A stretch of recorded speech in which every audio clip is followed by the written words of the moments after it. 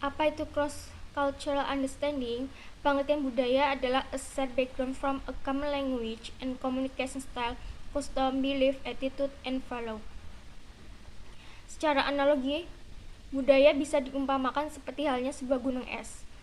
Hasil dari pengaruh luar terhadap budaya ini tidak dapat dilihat atau dengan kata lain tidak mudah untuk diinterpretasikan.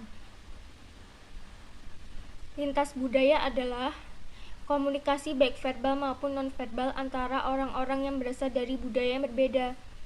Komunikasi yang dipengaruhi oleh nilai-nilai budaya, sikap dan perilaku, pengaruh budaya terhadap reaksi dan respons sekelompok orang terhadap sekelompok orang lain.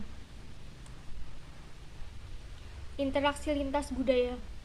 Tentang stereotype and generalization, menurut Levine dan Adelman 1993, pengertian stereotype adalah exaggerated belief and images about group of people and are often based on lack of information or context. Selanjutnya, stereotype ini akan dengan mudah berkembang menjadi generalization. Jadi sebaiknya kita tidak membuat sebuah generalisasi bahwa setiap orang yang memiliki budaya yang sama pasti akan memiliki sikap, perilaku, dan karakter yang sama. Stereotype dan generalization muncul dan dipercaya oleh sebagian besar masyarakat yang tidak benar-benar tahu budaya karena dibentuk dan dikonstruksi oleh media massa. Interaksi budaya. Tentang individualism, privacy, and equality. Dalam budaya Amerika sangat jelas bahwa privasi adalah hal yang sangat penting sehingga ada istilah The American Brand of Privacy dan juga individualis, dan salah satu karakter yang paling melekat dengan nilai-nilai orang Amerika adalah tentang kesetaraan atau disebut equality.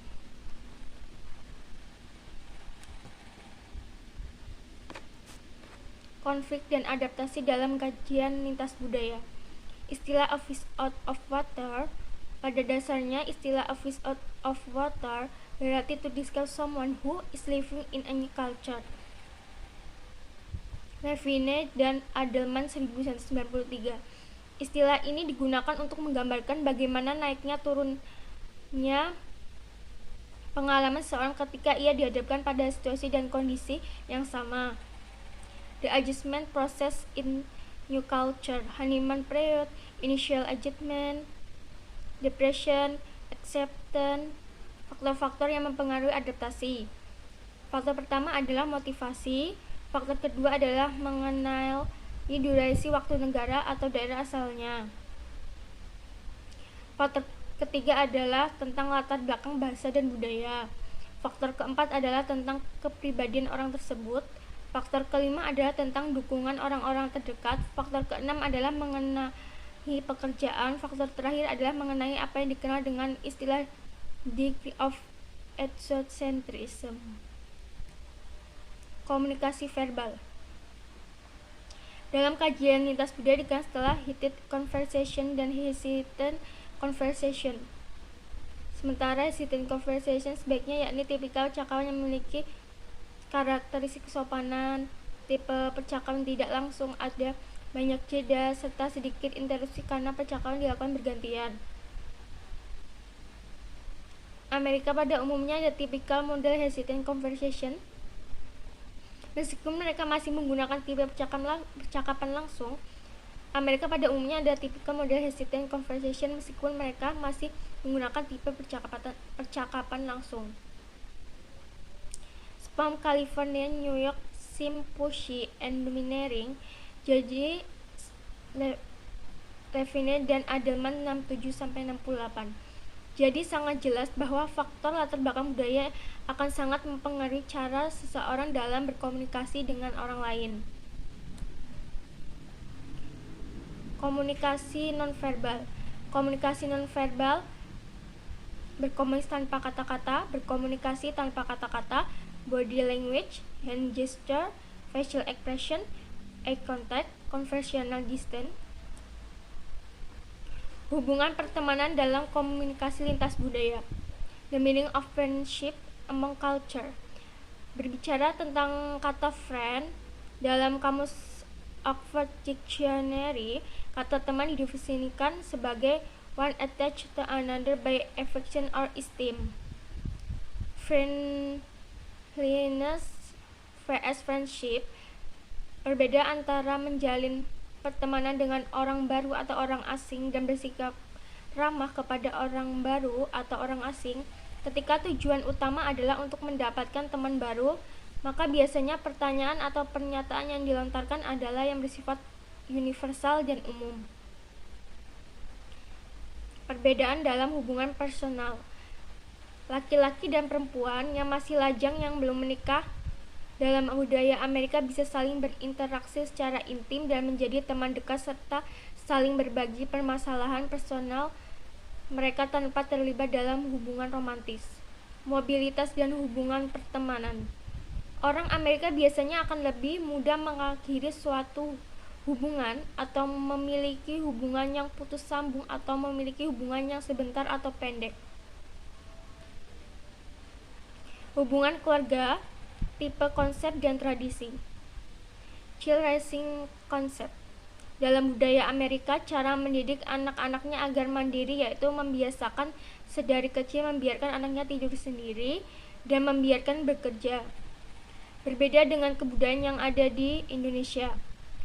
Young adulthood. Di Amerika, remaja umur 17 sudah tinggal sendiri. Berbeda dengan Indonesia yang multi hidup sendiri ketika dewasa atau setelah menikah. The elderly. The elderly di sini adalah orang tua dalam rentang usia antara 60 hingga 90 tahun.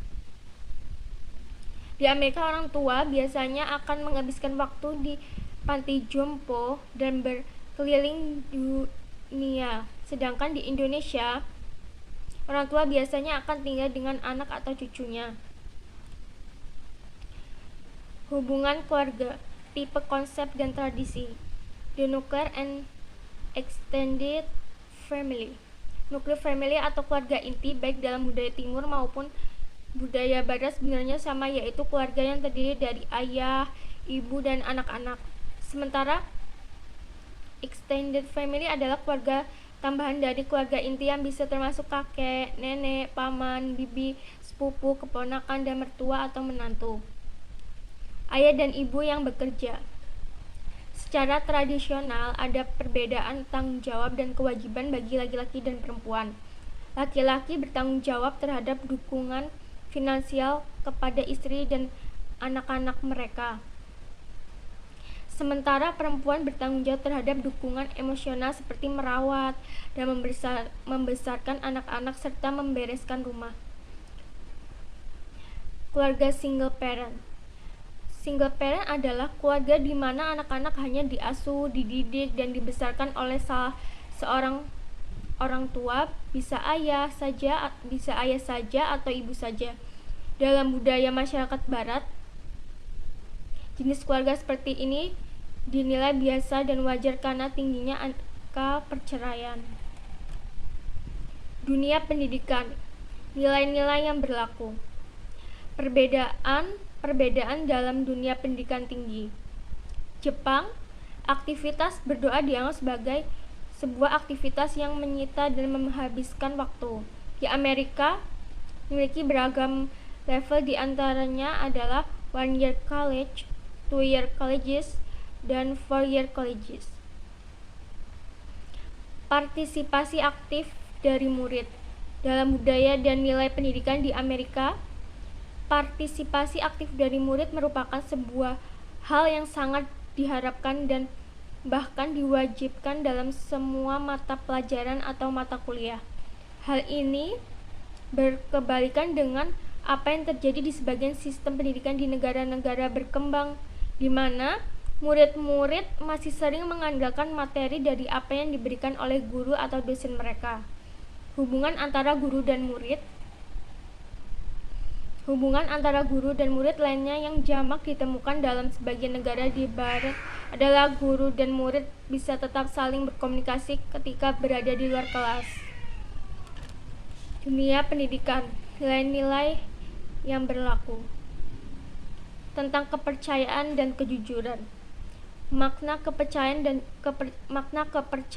dan kejujuran merupakan sesuatu yang vital bagi masyarakat dalam budaya barat. Sehingga kemudian muncul istilah honor system. Menurut Levine dan Adelman, istilah honor system ini diartikan sebagai the demand that a student be honest in all of schoolwork. No cheating of any kind is allowed. Kompetisi dan nilai. Dalam hal kompetisi dan nilai di sekolah atau universitas, ada dua hubungan yang terjadi, hubungan kooperatif dan hubungan kompetitif. Dalam hal kompetisi dan nilai di sekolah atau universitas, ada dua hubungan yang terjadi, hubungan kooperatif dan hubungan kompetitif. Bagaimana mengenal murid-murid yang bermasalah dan bagaimana mengatur stres dalam bimbingan konseling. Dalam budaya barat merupakan hal yang wajar dan umum bahwa di sekolah maupun di universitas memiliki seorang konselor atau psikolog yang tugasnya menangani berbagai macam permasalahan murid-murid mereka. Berbeda dengan di barat yang sangat merasa tidak nyaman ketika bercerita dengan orang lain. Dunia kerja, menjalin hubungan profesional, implikasi lintas budaya dalam pencarian kerja. Mencari pekerjaan di Amerika dan sebagian besar negara Eropa tidak semudah itu. Kultur di Amerika menjelaskan bahwa government school and other job placement center do not hand people job on silver platters. Levine dan Adelman 213. Hubungan antara bimbingan dan karyawan. Komunikasi yang tidak baik antar karyawan bisa menimbulkan pertengkaran. Perbedaan orang Amerika yang langsung terbuka dan orang Indonesia yang berani menyampaikan pendapat di belakang. Tentang ketepatan waktu dan penghargaan terhadap waktu dalam dunia kerja. Ketepatan waktu merupakan salah satu hal yang sifatnya sangat penting dalam kehidupan masyarakat di beberapa negara. Workaholic. Menurut budaya sebagian besar negara-negara, baik yang dikategorikan sebagai negara maju maupun sebagai negara berkembang, makna dari istilah workaholic tentang etika bekerja dan simbol materialisme. Dalam budaya Amerika, sikap dan perilaku dalam dunia kerja sangat dipengaruhi oleh adanya etika bekerja yang memotivasi seseorang untuk bekerja keras demi bisa meraih puncak kesuksesan. Representasi budaya dalam film dan musik. Film dan musik. Film pada dasarnya adalah sebuah karya cipta seni dan budaya yang merupakan salah satu media komunikasi dengan format audiovisual yang dibuat berdasarkan azas. Musik dapat mempersatukan masyarakat yang berasal dari latar belakang budaya dan bahasa yang berbeda, sehingga tidak mengherankan jika musik disebut pula sebagai bahasa universal. Representasi budaya dalam film. Film dianggap sebagai media yang tepat untuk merepresentasikan identitas nasional dan karakter suatu bangsa. Fashion sebagai media komunikasi lintas budaya. Fashion sebagai komunikasi. Fashion dinyatakan menyampaikan pesan-pesan nonverbal dan dikategorikan sebagai bentuk komunikasi nonverbal. Fashion sebagai budaya. Fashion didefinisikan sebagai sesuatu yang dialami, dieksplorasi, dikomunikasikan, dan direproduksi tatanan sosial.